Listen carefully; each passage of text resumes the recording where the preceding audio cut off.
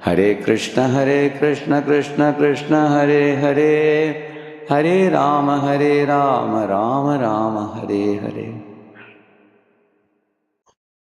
Some devotees have asked me to speak in Hindi. Is there anybody here who does not know Hindi? You don't know Hindi? There's only one or two. There are handful, 3, 4 people. Yeah. In those who don't know Hindi, so if somebody can help. Any Mataji can help them get translation of that, please. There are 4, 5 of them. Huh? If you can translate for them, I'm going to speak in Hindi. क्योंकि अनेक परम पूज्य गोपालकृष्ण गोस्वामी महाराज के शिष्य लोग हिंदी में सुनना चाहते हैं. मैं हिंदी में बोलूंगा.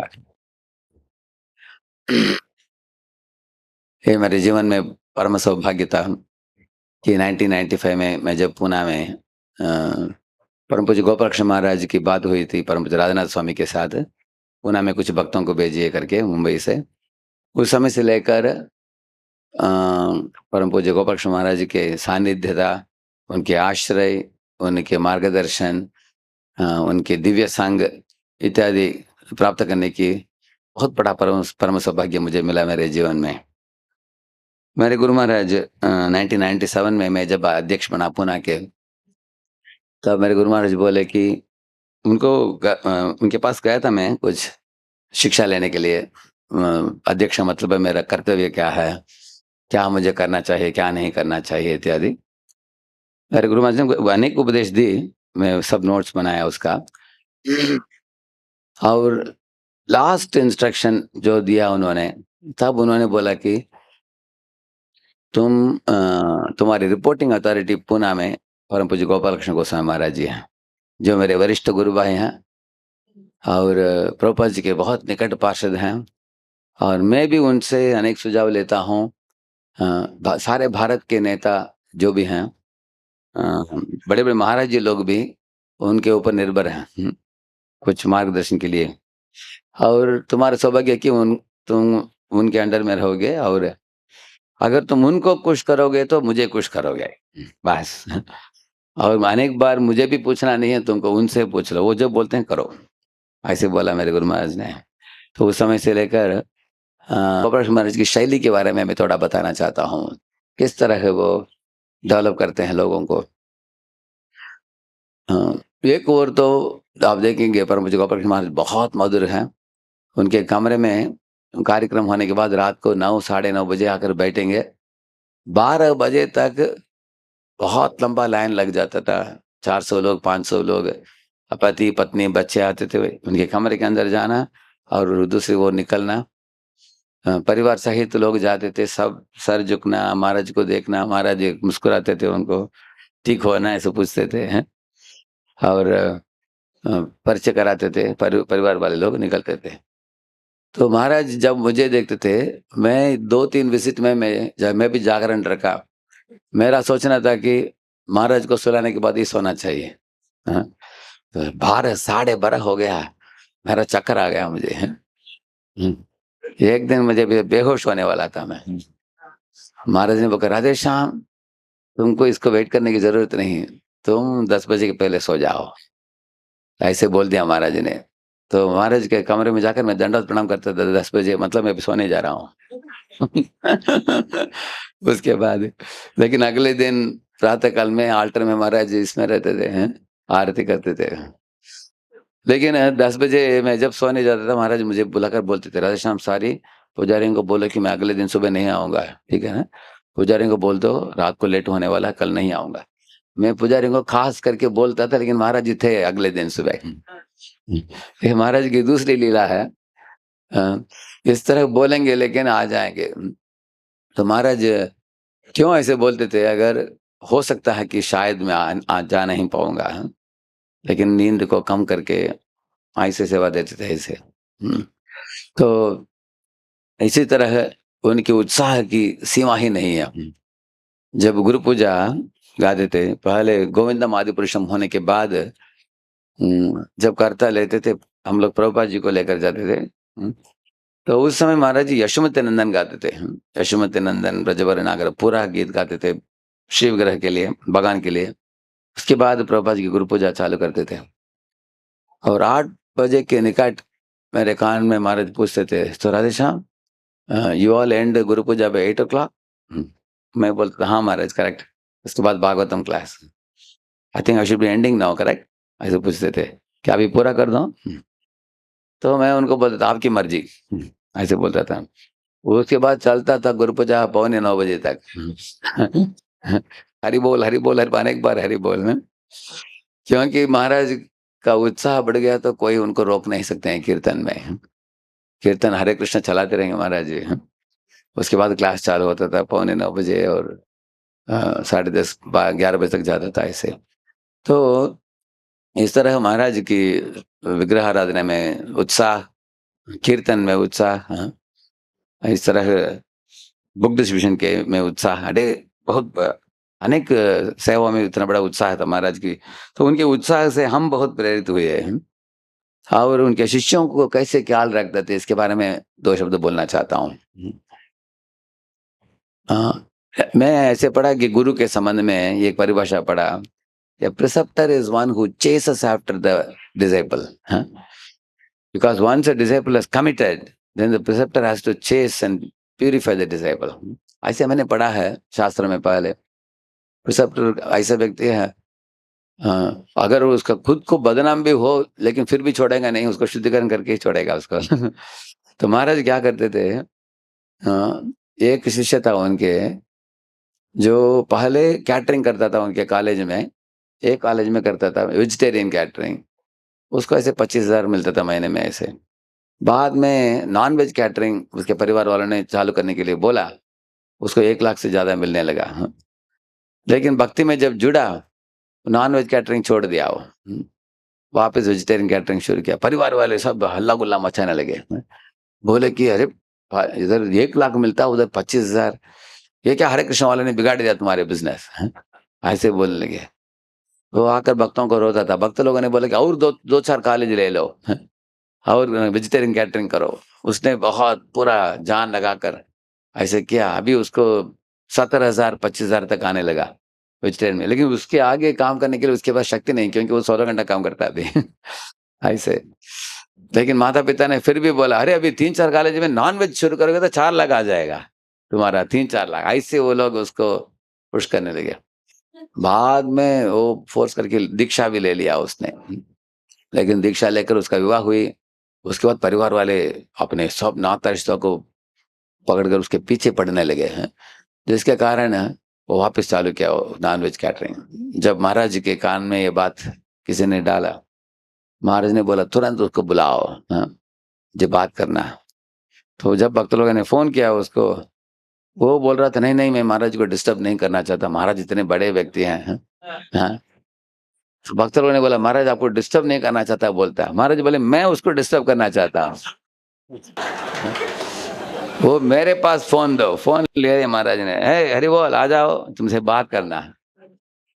तो जब महाराज को मिलने के लिए आया, महाराज मृगारी का कहानी बोले। महाराज बोले, मृगारी का कहानी बोलकर बोला कि देखो, मृगारी ने ये धनुष को छोड़ दिया है और पाप कृतियों को छोड़ दिया। नाम लिया, नाम लेने के बाद वापस करना नहीं चाहिए सब चीज़ें। हाँ, और बहुत अनुकंपा के साथ प्रचार की महाराज ने ऐसे।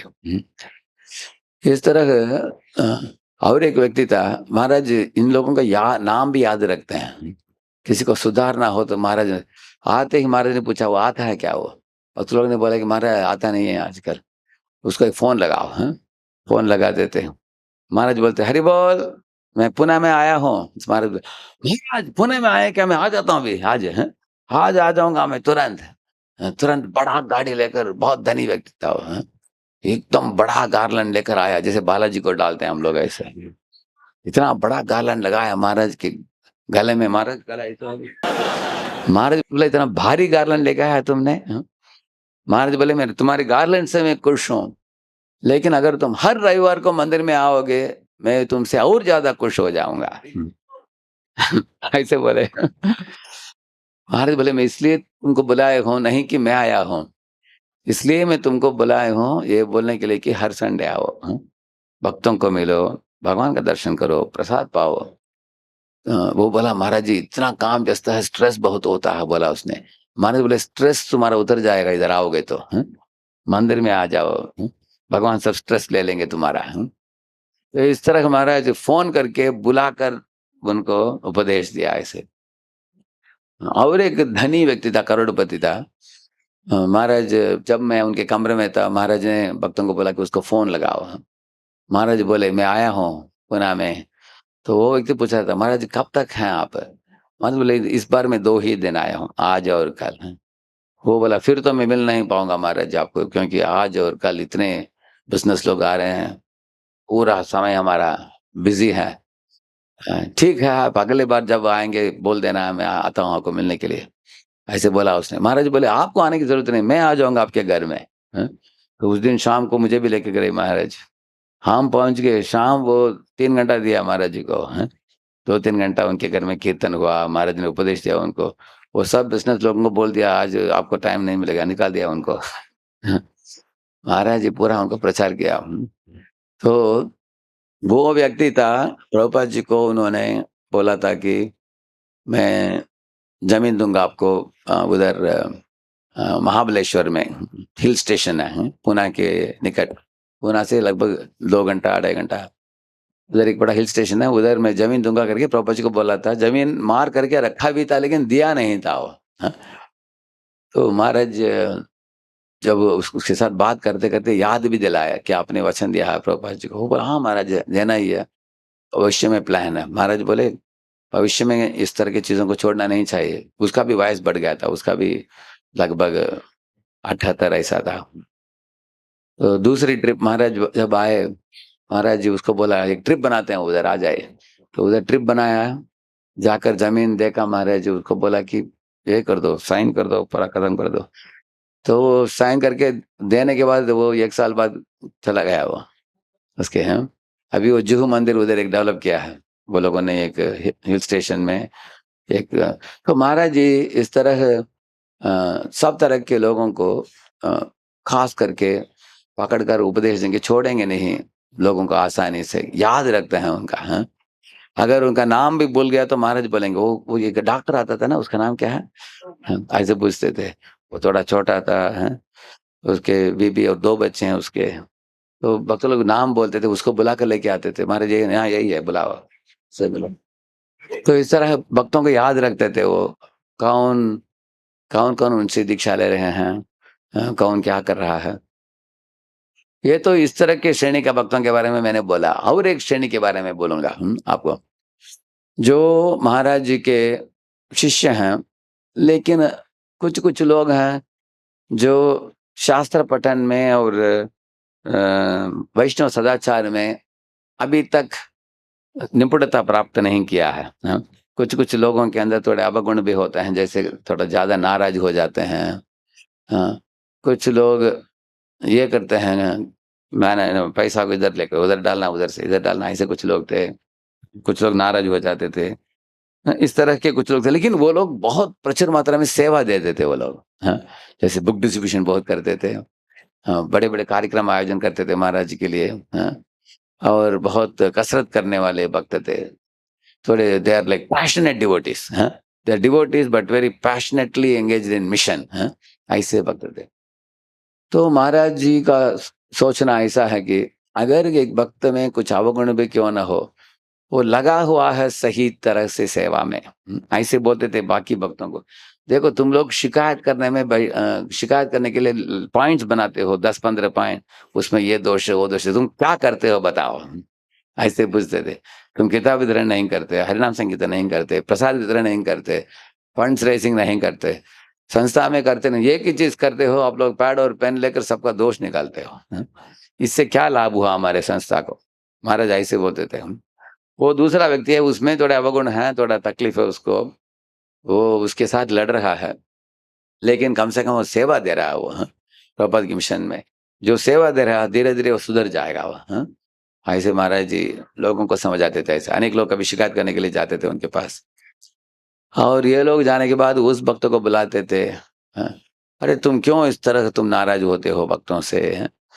तुम इस तरह ये क्यों ठीक तरह से नहीं करते?" उनको भी सुधारते थे महाराज जी, हैं। और दोनों को भेजने के बाद मुझे बोलते थे दरवाज़ा बंद कर दो, हाँ। कोई नहीं रहता था, मुझे अकेले बिठाते थे और हर एक भक्ति के बारे में पूछते थे। मेरे सब शिष्यों के बारे में बोलो, हाँ। वरिष्ठ से वरिष्ठ भक्त से लेकर नए-नए लोगों के लोगों तक एक-एक के बारे में पूछते थे, ये कैसे कर रहा है, वो कैसे कर रही है माताजी, सबका ऐसे। कभी-कभी 1 घंटा भी हो जाता था ऐसे, अलग-अलग भक्तों के बारे में चर्चा करते थे हम। और मुझे बोलते थे कि अगर तुमने किसी को कुछ पदवी दिया है, कुछ ज़िम्मेदारी सौंपा है, अगर वो निभाता नहीं, तो उसको निकाल मत दो, हाँ? उसको बुलाकर समझाओ, उसके साथ थोड़ा समय बिताओ, कुछ प्रशिक्षण हो, ट्रेनिंग प्रोग्राम हो उसमें डालो, उनको लाइन पे लाने के लिए प्रयत्न करो। तो महाराज के कमरे में जाकर मैं दंडवत प्रणाम करके बोला कि महाराज मैं आपको बाद में मिलता हूँ, मैं शाम को मिलता हूँ, ऐसे बोला था मैंने। आप आज बहुत बिज़ी हैं, अनेक लोग आए आपको मिलने के लिए। महाराज बोले ठीक, बोले हाँ बोले। उसके बाद परम पूज्य राजनाथ महाराज के पास गया चौपाटी मंदिर में। उनको जाकर पूछा कि महाराज जी पूना में डेटिस का क्या नाम होना चाहिए, ऐसे पूछा मैंने। और किन किन विग्रहों को हमें लाना चाहिए, हैं? क्योंकि चौपाटी मंदिर में श्रीनाथ जी हैं, क्या उनको रखना चाहिए, नहीं तो जगन्नाथ बलदेव सुभद्रा लाना चाहिए, क्या लाना चाहिए, मंदिर की गोपुरम कैसे होनी चाहिए। तो इस तरह का प्रश्न मैंने पूछा। तो परम राहनाथ महाराज बोले ये तो बहुत गंभीर प्रश्न है, इन प्रश्नों को जवाब के लिए हमें परम गोपाक्ष महाराज को कंसल्ट करना होगा, हाँ ऐसे बोले। तो मैंने बोला सुबह उधर था महाराज, मैं भी रात को मैं जाकर बात करता हूँ। तो मैं दोपहर को गया, दोपहर को महाराज के पास थोड़ा टाइम था, परम गोपाक्ष महाराज के पास।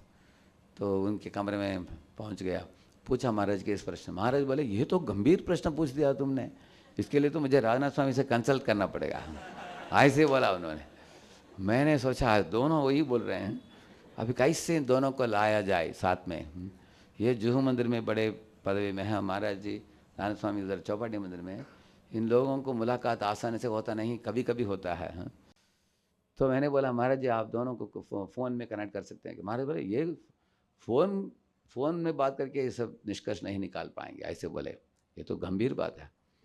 तो मैंने पूछा गंभीर बात को कब आप दोनों चर्चा करके बताएंगे मुझे, पूना के सब लोग पूछ रहे हैं मुझे। तो महाराज बोले थोड़ा ठीक है तुम चौपाटी में जाओ, राजनाथ स्वामी से मिलो, मैं ऐसे बोला करके उनको बताओ, हाँ? हम जल्दी ही जल्द इसको हम जवाब दे देंगे, ऐसे बोले। जब मैं ट्रेन में पहुंच गया चौपाटी पर, मुझे गोपाल महाराज भी पहुंच गए कार में उधर, हैं? बड़ा आश्चर्य हुआ। मैं राजनाथ महाराज जी का अपॉइंटमेंट लेकर मैं गया, रूम में दोनों बैठे हैं उधर, हाँ? और दोनों ने निर्णय ले लिया सब कुछ, हाँ? वो बोले कि गोपुरम ऐसे पुरी जैसे बनाओ, ऊंचा गोपुरम बनाना, और डेटिस राधा वृंदावन चंद्र नाम होना चाहिए, हाँ? और जगन्नाथ बलदेव सुभद्रा होंगे और गौर नेता है, क्योंकि इस एरिया में बड़े ऐसे पुरी जैसे गोपुरम और जगन्नाथ का मंदिर नहीं है, हाँ? इसलिए होना चाहिए। ऐसे दोनों चर्चा करके साथ में बोले, मुझे इतना मुझे अच्छा लगा मुझे, क्योंकि नहीं तो हमारा चक्कर आ जाता था, दो बड़े जीबी से हैं, कैसे दोनों के बाद इधर से मार कर इनको दिखाना, इधर से मार कर इनको दिखाना, करने की ज़रूरत नहीं पड़ा हमको, हाँ? आसान। इससे क्या पता चलता है हमको, प्रभुपाद जी के बड़े बड़े वरिष्ठ शिष्य भी आपस में चर्चा करते हैं, एक दूसरे को आदर देते हैं, हाँ? दूसरे के मत को प्राधान्यता देते हैं, हाँ? यह हम सीख सकते हैं, दैट्स वेरी इंपॉर्टेंट थिंग, हाँ? ऐसे ऐसे तो परम गोपाल महाराज का अनेक गुरु भाइयों के साथ बहुत प्रेममय संबंध है उनका, हाँ? और प्रीति लक्षण में बहुत बड़े निपुण हैं, हाँ? खास करके बॉटम लाइन इज रेस्पेक्ट, हाँ? He cannot treat anybody without respect, even the smallest devotee, हाँ?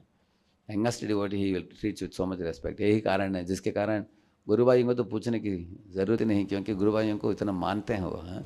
मनाते हैं अपने हृदय में उनको, so the way he treats God with us. और परम पूज्य गोपाल कृष्ण महाराज जी की प्रभुपाद जी के साथ संबंध एकदम खास, स्पेशल। प्रभुपाद जी के लिए स्टैंप निकाला, प्रभुपाद जी का कॉइन एक निकाला, हाँ? प्रधानमंत्री के द्वारा उसका उद्घाटन हुई, और प्रभुपाद जी की भगवद गीता यथारूप उसको बहुत बड़े जायंट साइज बनाकर हमारे भारत के प्रधानमंत्री को भेंट दिया, इस तरह। तो उन्हीं के मन में इच्छा है कि प्रभुपाद जी की नाम यश बहुत फैलना चाहिए। एक बार मैं उनके साथ बातचीत कर रहा था, वो बता रहे थे कि जिस तरह विवेकानंद शिकागो में पहली बार गए 1892 में, जाकर उन्हें एक स्पीच दिया उधर, my dear brothers and sisters of America, ऐसे बोले, तुरंत सब लोग ताली बजाने लगे हैं। तो महाराज जी बोल रहे थे कि वो पहले जाकर अमेरिका में कुछ किया उन्होंने, तो वो जगत प्रसिद्ध बने। लेकिन प्रभुपाद जी जब गए, वो सिर्फ एक स्पीच देकर नहीं आए, सुधार दिया लोगों को उधर, हैं, हिप्पियों को हैप्पी बनाया, हैं, और उन्होंने उनके जीवन में इतना, he brought about a radical change in the life, misguided life of people, इतना सुधार लाया। सोच लो प्रभुपाद जी और कितना मशहूर होना चाहिए, सोच लो, ऐसे बोले महाराज जी। तो महाराज के हृदय में बहुत इच्छा है कि प्रभुपाद जी के नाम यश सारे दुनिया में फैले, लोग प्रभुपाद जी को जानें। अगर लोग जानेंगे तो प्रभुपाद जी की किताबों को भी गंभीरता से लेंगे, पढ़ेंगे, ये उनकी इच्छा थी। इसलिए प्रभुपाद जी की किताब जितना वितरण करने के आयोजन किया है महाराज ने, उतना ही प्रभुपाद जी की यश को भी फैलाने के लिए उन्होंने यत्न किया है, उसका भी अनेक अनेक तरीक़ों से किया उन्होंने ऐसे। तो इस तरह प्रभुपाद जब नया मंदिर आ रहा था, on one another aspect of Maharaj is always thinking big, like Prabhupada ने बोला एम एट द राइनो, ऐसे बोलते थे प्रभुपाद जी। इसलिए श्याम सुंदर प्रभु ने एक किताब लिखा, क्या है, चेजिंग द राइनो लिखा उन्होंने। तो एक व्यक्ति ने पूछा प्रभुपाद जी को, क्यों प्रभुपाद जी बोलते हैं आप am at the rhino? Rhinoceros आप लोग जानते हो, हिंदी में क्या बोलते हैं उसको, गेंडा है क्या वो? हाँ, गेंडा करके एक जानवर है, एकदम मोटा भी है, बहुत अट्टा कटा है, उसको देखेंगे डर जाएंगे आप। उसको ये भी है ना, उसका भागता है, उसको पकड़ नहीं पाएंगे आप। लेकिन अगर कोई जंगल में घुस रहा है, मैं एक गेंडा पकड़ कर लाऊंगा करके, अगर खाली हाथ आता है तो लोग उसका मजाक नहीं उड़ाएंगे। क्यों? कम से कम उसने गेंडा के ऊपर निशान लगाया है उसको पकड़ने के लिए। अगर पकड़ कर लेके आया तो उसका यश तो बहुत फैल जाएगा। इससे प्रभुपाद ने बोला कि मैं अमेरिका गया, भारत के मेरे गुरु भाइयों को बोलकर अमेरिका में भक्त बना कर लाऊंगा। अगर भक्त बनाए भी नहीं, नो प्रॉब्लम, कम से कम यत्न तो किया मैंने। ऐसे बोले Prabhupada ji, M at the rhino, उसका मतलब थिंक बिग, कुछ बड़ा करना चाहिए हमेशा। जब पूना मंदिर, छोटे मंदिर में हम लोग रहते थे, क्या कैंप मंदिर में, मेरा पूरा attention training of the leaders, leaders को ट्रेनिंग देना, ब्रह्मचारियों को ट्रेनिंग देना, शास्त्रों में गहराई से प्रवेश करके समझना इत्यादि के ऊपर मैं ध्यान देते आया हूँ पहले से। और साथ साथ हरिनाम संकीर्तन, किताब वितरण हम करते आए हैं। तो महाराज जी ने जब बुलाकर पूछा मुझे, Radheshyam what is your idea about a new temple in Pune? मैंने बोला महाराज 4-5 करोड़ में पूरा कर देना चाहिए, एक छोटा मंदिर बना सकते हैं। अगर ये मंदिर में भीड़ भाड़ बढ़ गया तो पुणे के दूसरे कोने में एक छोटा मंदिर बनाएंगे 4-5 करोड़ में। महाराज बोले 4-5 में कैसे बन सकता है, कम से कम 40-50 लगेगा, ऐसे बोले। तो मैंने बोला महाराज हम लोगों का आदत नहीं है फंड रेजिंग वगैरह करने का, हम शास्त्र पढ़ते हैं स्कूलों में, कॉलेजों में, कंपनियों में जाकर प्रवचन देना, और किताब वितरण करते हैं, उत्सव मनाते हैं बस। और ज़्यादा बड़े चीज़ करने की इच्छा भी नहीं है, क्योंकि we want to keep the inner meditation alive, intact. हमारी जो वैष्णवता और शुद्धता को हम रखना चाहते हैं, क्योंकि बहुत बड़ा चीज़ करेंगे तो भीड़ भाड़ बढ़ जाएगा और जनता बढ़ जाएगा और क्वालिटी कम हो जाएगा। जैसे दूध में पानी मिलाओ, ये हो जाएगा। इस तरह बोला मैंने। महाराज बोले नहीं, बड़े मंदिर बनाओगे तो हज़ारों लाखों लोग आकर दर्शन करेंगे, आरती उतारेंगे, उत्सव में मनाएंगे। भक्ति का मतलब है, भक्ति गंभीर भक्त भी होना चाहिए, साथ साथ सब लोगों का मौका भी मिलना चाहिए। तो कांग्रेगेशन को बुलाया महाराज ने, उनको पूछा आप लोगों का आइडिया क्या है?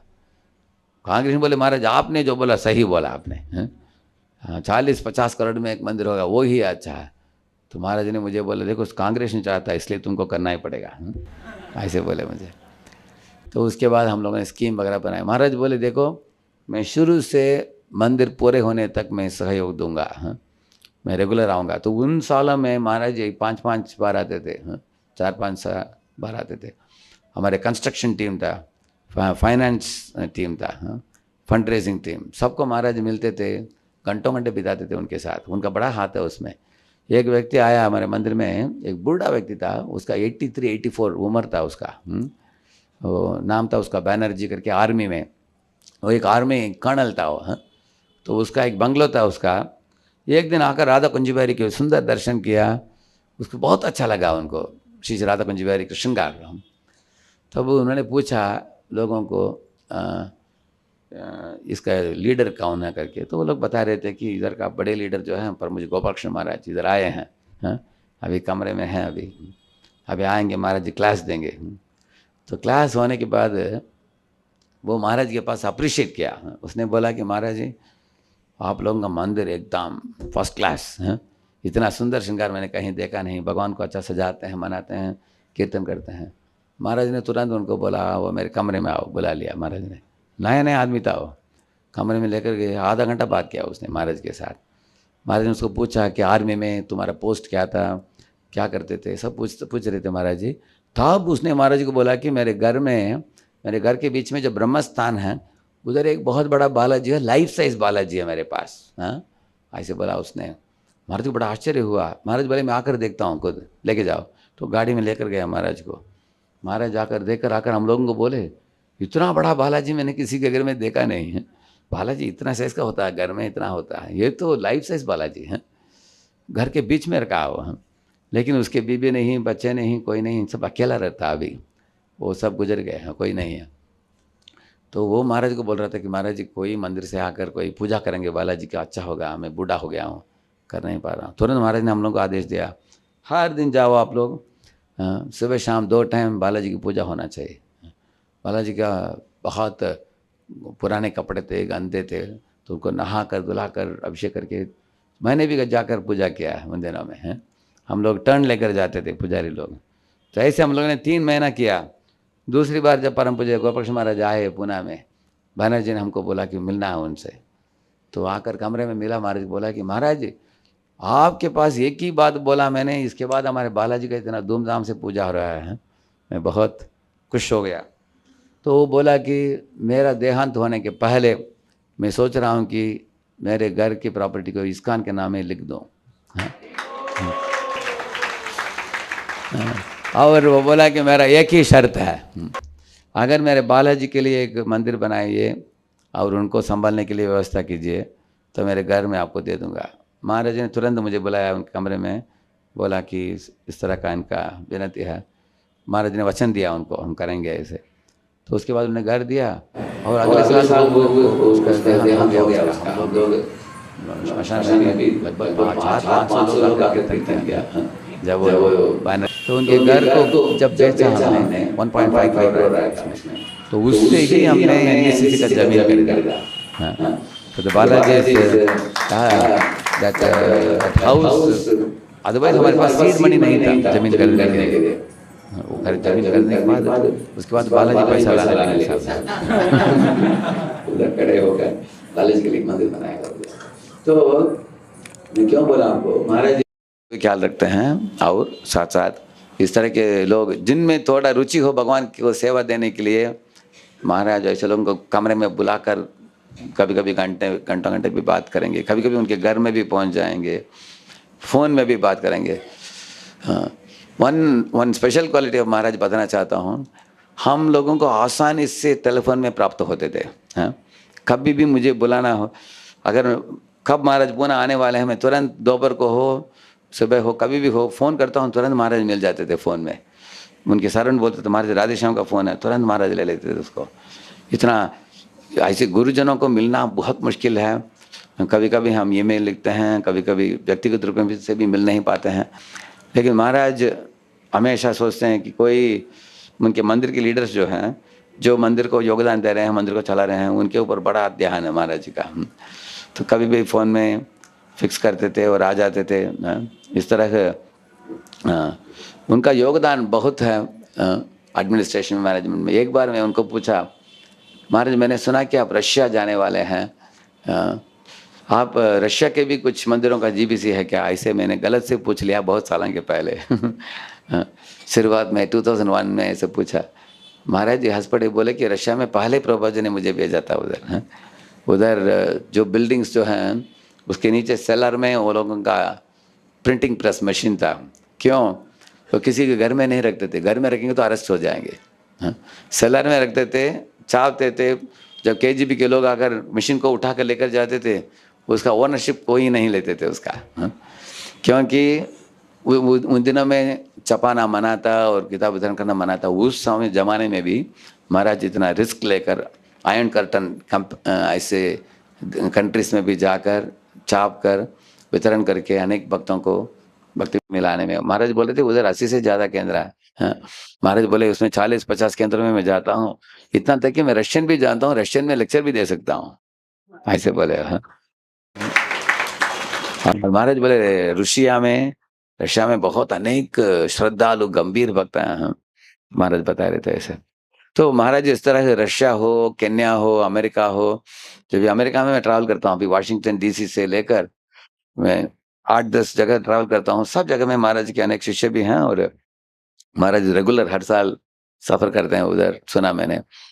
तो ये एक समय मैंने महाराज को पूछ दिया, महाराज जी, मैं एक मंदिर चला नहीं पा रहा हूँ ठीक तरह से, इतना सर में स्ट्रेस हो जाता है, चक्कर आता है और आप पचासों, सैकड़ों केंद्र हैं और हज़ारों, लाखों भक्त हैं और हमेशा आप मुस्कुराते हैं, एकदम कूल हेड के साथ आप संभालते हैं। इसका रहस्य क्या है? What is the secret behind your cool headed management? महाराज बोले डिटैचमेंट। बोले हैं, महाराज बोले कि देखो हमारे से जितना हो सकता है करना है, बाकी कृष्ण के ऊपर छोड़ देना है। लेकिन हम अपने कर्तव्य में कम नहीं पड़ना चाहिए। महाराज बोले मैं फ़ोन करता हूँ, भक्तों का ख्याल रखता हूँ, हाँ, और भक्तों को एम्पावर करता हूँ। I trust the devotees and empower them and I also demand accountability, then I leave it to Krishna. महाराज बोले जितना यू विल डेवलप अनासक्ति, जितना डेवलप करोगे, जितना तुम्हारे मन में विश्वास आएगा कि ये सब चीज़ें कृष्ण ही चला रहे हैं, हाँ, और मैं एक क्षुद्र जीव हूँ। To the degree you consider yourself small, to the degree you are detached from your affairs, to the degree you have firm faith that Krishna is the supreme controller of everyone and everything, then you can manage everything with a cool head. ऐसे बोले। तो इस तरह उनसे सीखने के लिए बहुत कुछ चीज़ें मिले। एक बार कार में महाराज जी सामने बैठे थे, मैं पीछे बैठा था। उनको पूछा महाराज को मैंने, महाराज जी, अनेक बार हम भक्तों को विश्वास करके ज़िम्मेदारी सौंप पाने के लिए डर होता है हमको, क्योंकि वो लोग गलत कर देंगे करके। हैं। तो प्रभुपाद जी ने कैसे इतना उनको एम्पावर किया? तो महाराज बोले, प्रभुपाद जी's एम्पावरमेंट इज़ एक्स्ट्राऑर्डिनरी। हैं। इतने छोटे-छोटे भक्तों को बड़े-बड़े ज़िम्मेदारी देते थे प्रभुपाद जी। और महाराज बता रहे थे कि हमारे ज़माने में प्रभुपाद जी ने हम लोगों को एक-एक कॉन्टिनेंट ही दे दिया है। यू टेक 7 कॉन्टिनेंट, 7 लोग लोगे। तो वो लोग पूछा, प्रभुपाद जी 7 कॉन्टिनेंट हम कैसे डेवलप करेंगे पूरा कॉन्टिनेंट? बोले कि प्रचार करो, शिष्य बनाओ, शिष्यों को भेजो कोने-कोने में, हैं? भेजकर तुम डेवलप करो इस तरह। लेकिन महाराज जी बोले, प्रभुपाद जी जितना एम्पावर करते थे, उतना पीछे भी पड़ते थे। ऐसे बोला। उदाहरण के लिए हवाई में गुरुजन प्रभु को प्रभुपाद जी ने रखा था हांगकांग में, हैं? हाँ, तो प्रभुपाद जी देखते थे कि अगर कुछ सेंटर में मॉर्निंग प्रोग्राम होता नहीं ठीक तरह से, कुछ गड़बड़ हो रहा, तो प्रभुपाद जी तुरंत पहुँच जाते थे उधर, हैं? और उधर ठहरते थे 5 दिन, 6 दिन ठहर के उनके पीछे पड़ते थे, हैं? तो महाराज जी बोले कि Prabhupada was straight forward and very concerned and very much he demanded accountability through letters, and he always used to ask how are things going, कैसा चीज चल रहा है। तो इस तरह महाराज जी भी उसी प्रभुपाद जी की आदत को पकड़ लिया सही ढंग से उन्होंने।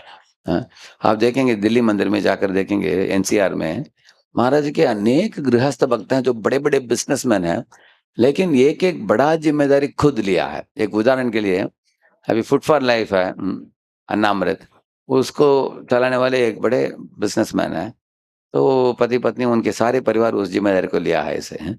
इस तरह महाराज जी अनेक लोगों को, गृहस्थों को एक एक डिपार्टमेंट सौंपा है, वो लोग चला रहे हैं ऐसे। इसी तरह उनके जो 20 मंदिर हैं उधर भी भक्तों के ग्रुप्स को भेजा है उन्होंने। पार्थसारथी मंदिर मेन टेम्पल है, उधर से अनेक ग्रुप्स को भेजकर भक्तों को प्रॉपर्टी देकर, उसको मंदिरों को देकर डेवलप करने के लिए मौका दिया है। तो एक बार महाराज जी के साथ बातचीत जब हुआ, महाराज बता रहे थे कि एक ही जगह अगर हम सब भक्तों को एकत्रित करके रखते हैं, they don't grow, but when you give them opportunity to go and develop a place, they work hard and they grow, उसके बाद बढ़ते हैं। तो इसलिए इसके बाद मैं जब एक महाराज जी से ये बात सुना मैंने, उस साल से ये बात महाराज से 2004 में हुआ है। तब तुरंत मेरे मन में आइडिया आया कि leaders and their followers group should be sent to different temples in India. तो मैंने 14 मंदिरों में भेजा भक्तों को, हैं, पूना से अलग-अलग मंदिरों में। तो इस तरह महाराज जी से बात करेंगे, हर एक बार कुछ ना कुछ ऐसे अब आपको इंस्ट्रक्शन मिल सकता है, जो आपके लिए दिशादायक हो सकता है। It can give you vision, it can give you direction, हाँ, it can give you inspiration, हाँ, ऐसे। तो इस तरह Maharaj ji many leadership instructions flow from his mouth in a very smooth simple manner. और एक महत्वपूर्ण चीज़ है, महाराज के शिष्यों के लिए नहीं, सारे इस्कॉन के भक्तों के लिए। तो महाराज जी के एक शिष्य थे जुहू में, बहुत प्रसिद्ध शिष्य थे, हिज ग्रेस वक्रेश्वर पंडित प्रभु। जुहू में लगभग 1 हफ्ते में उनका 10-12 कार्यक्रम था। 1 हफ्ते में, एक गृहस्थ भक्त थे वो, हाँ। बढ़िया करते थे। हम लोगों ने उनको एक बार फ़ोन करके पुणे बुलाया। तो मेरे एक प्रेरणादायक भक्त थे वो, वक्रेश्वर पंडित प्रभु। पुणे में उन दिनों में 96-97 में परम पूज्य गोपाल महाराज के द्वारा मेरा परिचय हुआ उनके साथ। वो पुणे आने लगे, तो हम लोग लगभग हर महीना उनको बुलाते थे, हैं। पुणे में 4-5 दिन रहते थे वो। उनका शैली बहुत अच्छा था, प्रवचन देने का शैली, समझाने की शैली, हाँ। और मैं मंदिर मंदिर में ही नहीं, घर-घर में जब प्रोग्राम देने के लिए जाते थे, मैं साथ में जाता था उनके साथ। लेकिन बाद में क्या हुआ, वहीं से लगभग 6-7 साल पुणे आते रहे। तो एक समय हमको पता चला कि कोई रशियन बाबा है वृंदावन में, हैं, वो कुछ 64 माला वाला वो सिखाता है और इसी जन्म में हम भगवत धाम जा सकते हैं। वो कुछ सिद्ध प्रणाली वगैरह देता है वृंदावन में। ऐसे बोलकर कुछ लोगों ने इनको गुमराह करके लेके गए और ये भी गया, तो उसके बाद उनके साथ जुड़ गया और इनके सब कार्यक्रम छूट गए। मुंबई में भी नहीं, पुणे में भी नहीं। पुणे के बहुत लोग अफ़सोस किया कि इतना था अच्छा प्रचारक को, कुछ-कुछ लोग पुणे में से भी गए उधर वृंदावन में, बाद में आ गए वो लोग, हैं। वो गलत पथ में चले गए। उसके बाद जब परम पूज्य गोपाल महाराज को पता चला, पूना में जब महाराज जी आए थे, सब भक्त लोग शिकायत करने लगे महाराज जी को। महाराज जी इतने अच्छे भक्त थे वो, ऐसे चले गए, तो हमको बुरा लग रहा है ऐसे वगैरह। तो महाराज उस समय बोला कि वक्रेश्वर पंडित को डाँटना नहीं चाहिए, हैं। अभी उसको सही पथ में लाना चाहिए उसको। वो ऐसे बोले मुझे जब उनके कमरे में मिला था उनको एक बार। तब बाद में मुंबई में जब वक्रेश पंडित को बुलाया गया, महाराज ने बुलाया। वक्रेश पंडित को इतना अच्छा लगा कि महाराज इतने व्यस्त मीटिंग्स के बीच में भी मेरा याद रखा, महाराज ने बुलाया है, उनके कमरे में गए, महाराज को दंडवत प्रणाम किया, बोला कि महाराज मैं आपका ही शिष्य हूँ, मैं किसी और का नहीं हूँ। अगर भक्त लोग बोलते हैं तो आप बुरा मत सोचना। कुछ प्रेरणा के लिए मैं गया था वृंदावन में, लेकिन अंतोदगतो मैं किसी और का शिष्य नहीं हूँ, मैं आपका ही हूँ, ऐसे बोलकर रोने लगे वो। उसके बाद महाराज ने उनको सही पथ में लाने के लिए मार्ग बनाया उनको, ऐसे। तो इसी तरह अभी दिल्ली है, वृंदावन के एकदम निकट है। अनेक लोग अपने आप यात्रा चला लेते हैं, कुछ-कुछ लोग कांग्रेगेशन के एक झुंड बन जाता है, 50 लोग, 100 लोग, निकलो यात्रा। इस तरह कुछ ब्रह्मचारी भी, कभी-कभी कुछ गृहस्थ भी, राधे बोल गह्वर वन के गलियों में डोल, हैं, ऐसे गाते हुए हैं। तो ये लोग एकदम एक भाव में आ जाते हैं, ये सहज बन जाते हैं। अरे वृंदावन की मिट्टी में हम लोट पोतेंगे, हैं, हम राधे-राधे बोलेंगे, हैं।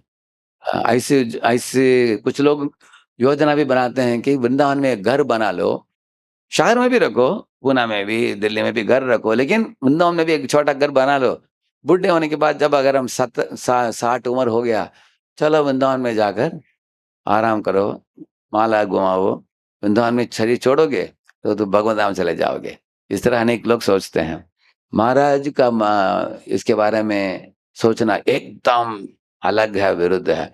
एक प्रवचन में पुणे में महाराज जी बोले सब भक्तों को, देखो प्रभुपाद जी 69, 70 उम्र में वृंदावन को छोड़कर किधर गए? अमेरिका गए, हाँ, प्रचार करने के लिए। क्या वृंदावन में नहीं रह सकते थे क्या 70 वयस में? हाँ? अब उनके गुरु भाइयों ने बोला कि अरे वृंदावन में तुमको वृंदावन वास मिला है, राधा दामोदर मंदिर में शांति से माला जपते रहो, रटते रहो, इधर ही शरीर छोड़ो। लेकिन प्रभुपाद जी 70 से लेकर 82 तक, हाँ, 82 साल तक अमेरिका में जोरदार कैसे प्रचार किया। महाराज जी इसके बारे में बोला, और सब गृहस्थों को बोला कि कोई वृंदावन नहीं जाना चाहिए। वृंदावन जा सकते हो लेकिन जहाँ जाना है थोड़ा प्रेरणा लेकर आ जाना चाहिए, हाँ। रहना चाहिए शहर में, किताब वितरण करना चाहिए, प्रचार करना चाहिए, कार्यक्रम चालू करना चाहिए, प्रसाद वितरण, हरिनाम का वितरण, ये सब करना चाहिए, प्रभुपाद जी के पदचिन्हों में अगर कोई कोई कोई बोलता है कि मैं प्रभुपाद का अनुगामी हूँ, प्रभुपाद अनुग हूँ, तो आपको वही करना चाहिए जो प्रभुपाद जी ने बोला है, इस तरह अनेक चीज़ बोला जा सकता है, और भी वक्त हैं, उनको इस समय की पाबंदी है, अनेक वक्त लोग अनेक अच्छी चीज़ और बताएँगे। हाँ, अब महाराज की चीज़ ऐसे बोलना तो और भी 4-5 अच्छे टॉपिक्स हैं, किसी और समय मौका मिलेगा तब हम बताएँगे। लेकिन महाराज जी के साथ मेरा घनिष्ठता इतना था, जिस तरह मेरे गुरु महाराज से जितना मैंने प्रेरणा लिया और सीखा उनसे, इसी तरह मेरे organisational Guru and organisational inspiration है, इस्कॉन को कैसे चलाना चाहिए, उसमें मार्गदर्शन देने वाले लोगों में से परम पूज्य गोपाल कृष्ण महाराज का नंबर 1 नाम है। वेरी, वेरी गोपाल कृष्ण प्रसाद महाराज की